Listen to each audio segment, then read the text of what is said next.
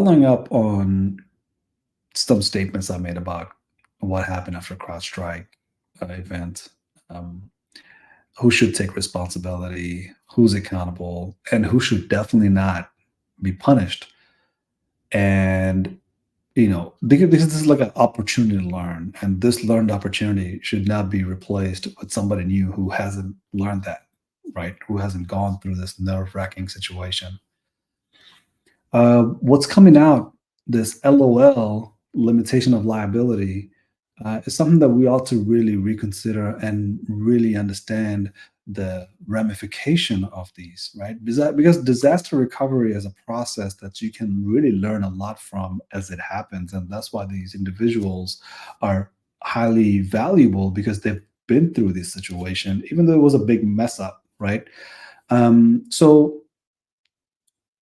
limitation of liability, LOL, and service level agreements for AI machine learning products is really something that we have to take away as a lesson to say, how do we revisit our SLAs and really understand how our disaster recovery, not only is it about that first 24 hours of response, but over the time, the life cycle of that disaster recovery. Because once it starts, where does it end?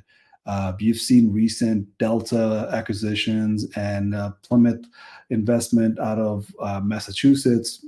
These situations that as they're evolving, a lot of these informations are coming out, and you see this LOL is come to the surface between the conversation with Delta and CrowdStrike, and of course going back in days where Plymouth Investment is using some of those capability of how to recover from some of the losses.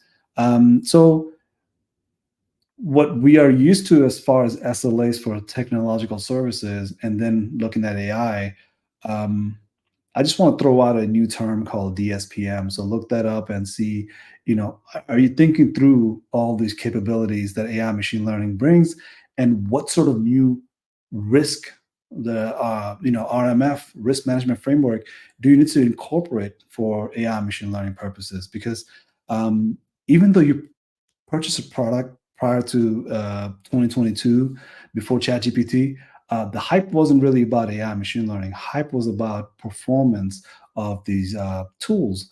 But now these tools are coming out in such a mushroom-like environment where there's, for a single solution, there's, 10, 20, 30, 40 companies that can provide the same services.